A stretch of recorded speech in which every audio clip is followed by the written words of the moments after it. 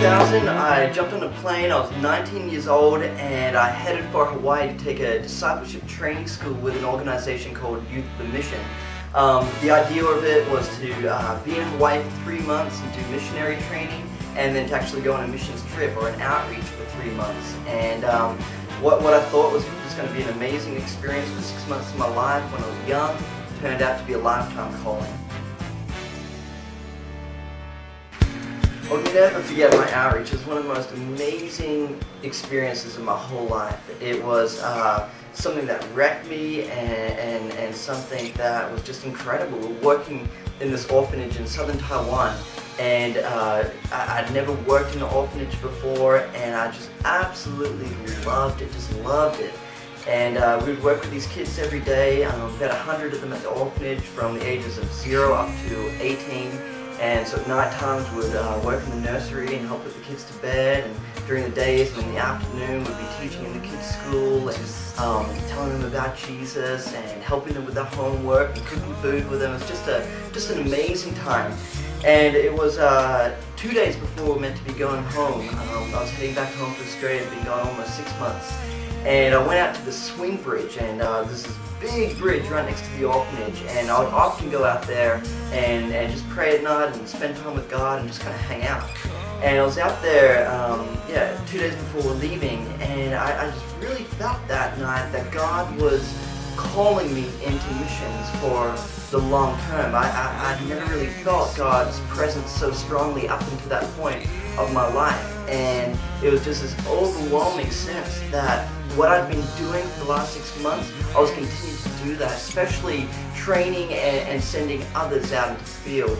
And that's what I've been doing ever since 2000.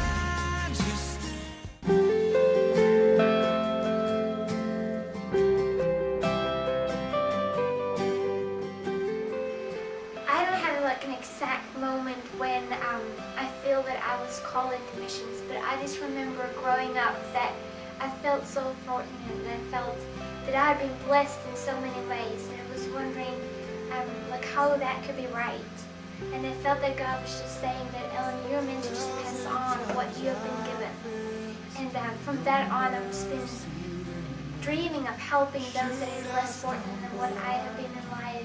And in 2001, I went to take my DGS in Hawaii, and that gave me the taste for missions. And I went on my outreach to China and Taiwan, and I just loved it, loved helping people and sharing the gospel. And ever since that, I just knew that that was what I was born to do.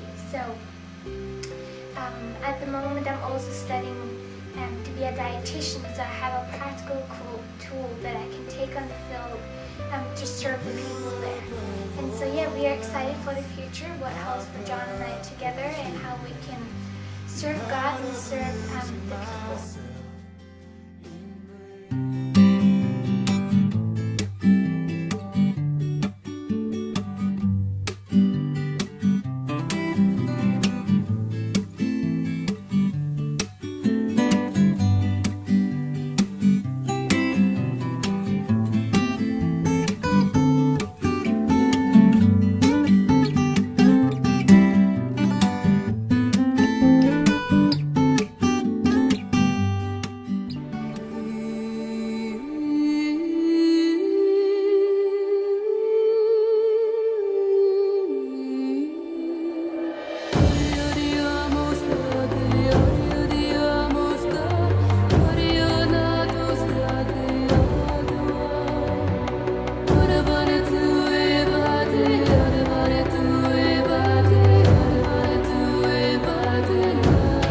Ellen and I really feel that we are to be a voice for the voiceless around the world, that we are really to stand up for the children in particular.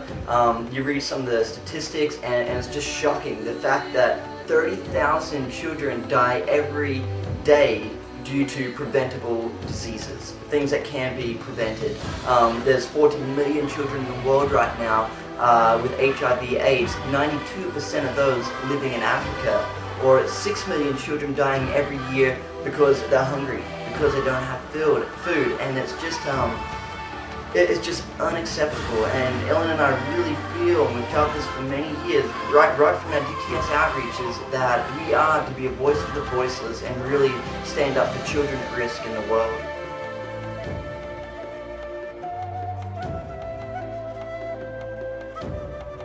Every year, Ellen and I, we lead a DTS called the Compassion Discipleship Training School, and the heart behind it is to train and release missionaries all around the world, but we have a particular emphasis on children at risk.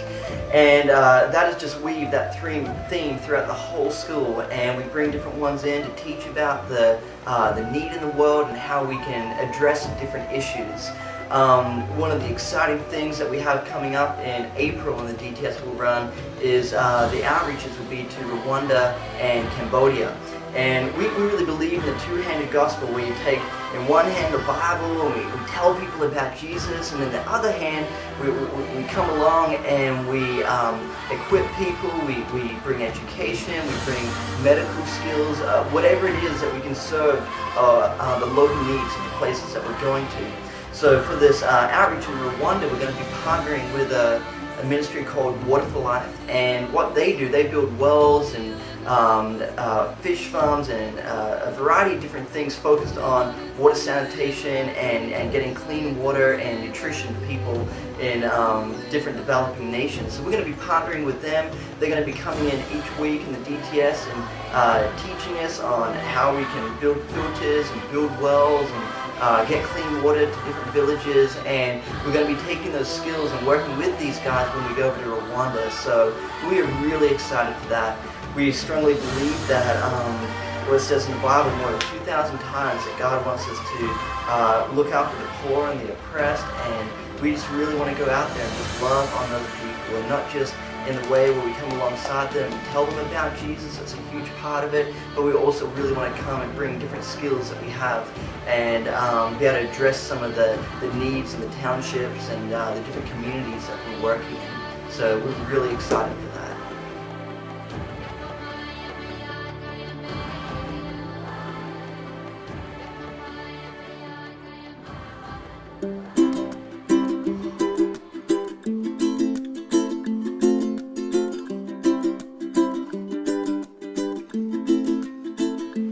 One of the questions that I think people have is, okay, Jon and Ellen, you're missionaries in Hawaii. Wow, man, life must be difficult. Would I sign up for that? We get jokes like that every now and then, and I can understand it. What, you're missionaries in Hawaii? Why not Africa?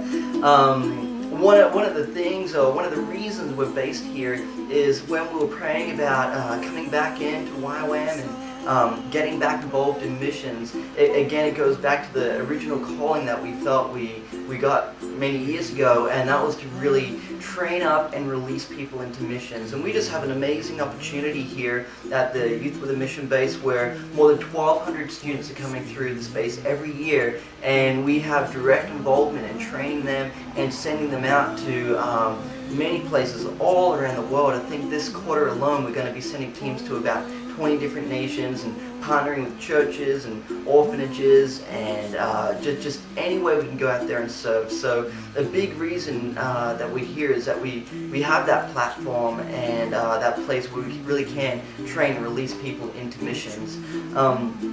Another reason is that as many of you that know us know, that Ellen has been sick for quite some time. She got parasites over in Cambodia about 5 years ago now, and it's really caused some pretty major internal damage to her digestive system. And so she's doing amazing now, but we just really want to be wise in making sure she has the health care that she needs and doctors and so forth. So we find that it's the best of both worlds here. We can be involved in missions, but we also have the health care that she needs here in Hawaii.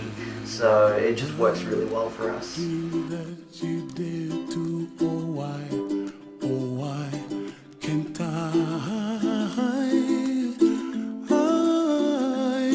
Someday I wish upon a star